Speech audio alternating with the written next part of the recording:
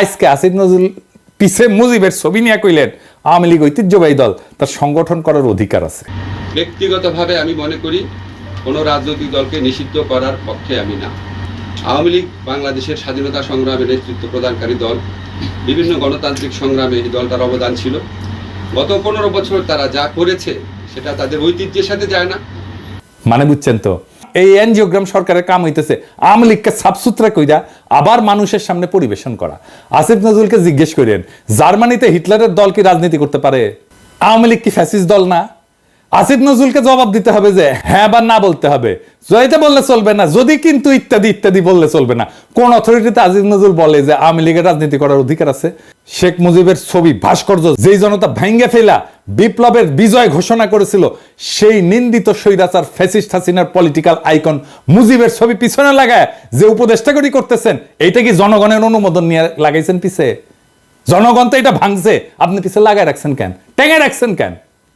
আর একটা বিষয় একটু আলাপ করে নিই, আমাদের মিডিয়ার কিছু রেসপন্সিবিলিটি নিয়ে।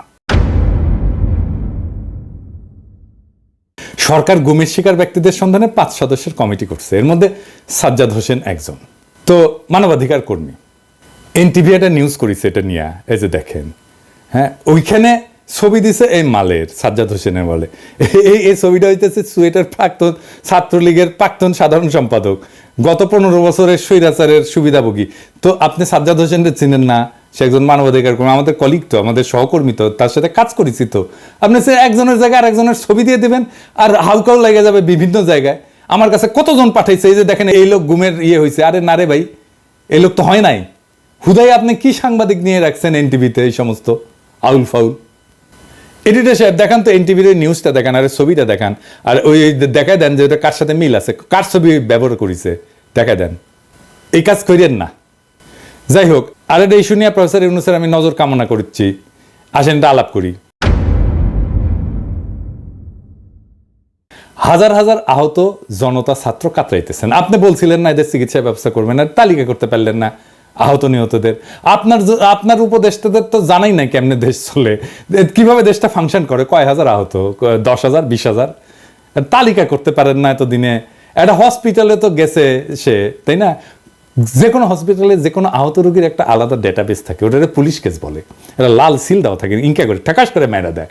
তো এই পুলিশ কেসগুলোর তথ্য নিয়ে রোড ট্রাফিক অ্যাক্সিডেন্ট, সাপে কাটা আর বিষ খাওয়া, এই 3 ধরনের রোগী যদি বাদ দেন 18 জুলাই থেকে 5 আগস্টের, তাহলে আহতদের পূর্ণাঙ্গ তালিকা পেয়ে যাবেন। ওখানে ঠিকানাও থাকে, ফোন নাম্বারও থাকে। 1 সপ্তাহের কাজ, আর একটু ভ্যালিডেট করে 1 সপ্তাহ, ম্যাক্সিমাম 1 সপ্তাহের কাজ।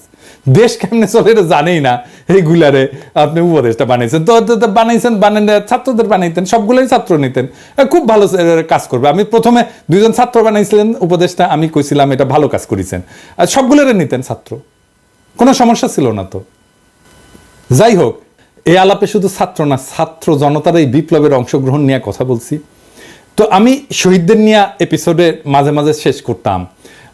আজকে আমি যারা নিয়ে কথা বলবো সে শহীদ কিনা জানি না, কিন্তু এই আন্দোলনে সে একজন নিখোঁজ ব্যক্তি। আসেন তারে নিয়ে একটু কথা বলি। ইয়াসিন আরাফাত একজন দরিদ্র শ্রমিক, রাজধানীর ঢাকার কুড়িল এলাকায় ইঞ্জিন মেকানিক হিসেবে কাজ করতেন। একই এলাকায় ফুচকা বিক্রি করতেন বাবা আবুল কালাম। গত 18 জুলাই বিকেল ইয়াসিন আরাফাত বাবাকে ফোন দিয়ে বলে, বাবা আমি খুব বিপদে আছি। এরপর ফোনের লাইন কেটে যায়। ওই ঘটনার 1 মাস পার হলেও ছেলের সন্ধান পাননি আবুল কালাম। সন্তানের খোঁজে বিভিন্ন জায়গায় ঘুরে বেড়াচ্ছেন। অন্যদিকে নিখোঁজ থাকার পর অনেকে ফিরতে শুরু করেছেন পরিবারের কাছে, কিন্তু ইয়াসিন আরাফাত ফেরেনি। কেউ তার খোঁজ নেয়নি, কেউ ফেসবুকে লেখেনি, তাকে নিয়ে কোনো পত্রিকা স্টোরি করেনি। করবে কেন? সে তো আর এলিট না, নিতান্তই সাধারণ শ্রমিক, যারা কোনো প্রতিদানের আশা ছাড়াই লড়াইয়ের মাঠে নেমেছিল।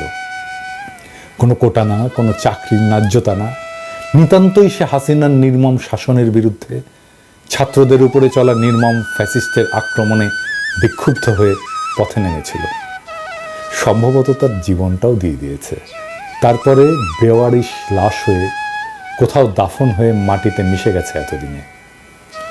তার বাবা কাঁদতে কাঁদতে ছেলেকে খুঁজছে। তার কান্নাও একদিন শুকিয়ে যাবে। বিপ্লবের এমন অসংখ্য শহীদ অগোচরে থেকে যাবে। এইসব জানা অজানা অসংখ্য শহীদদের রক্ত মারিয়ে যারা ক্ষমতার মসনদে বসলেন, তারা এই ফ্যাসিস্টকে সাফসুতরো করে আবার আমাদের পরিবেশন করবেন। হাসিনার অনুগতদের দিয়ে প্রশাসন চালাবেন। পিছনে ফ্যাসিস্টের আইকনের ছবি ঝুলিয়ে একটুও গ্লানিতে ভুগবেন না।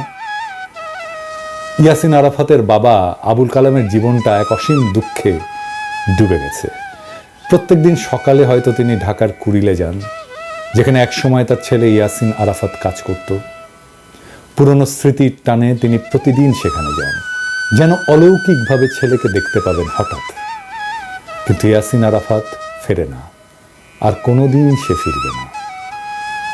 আবুল কালাম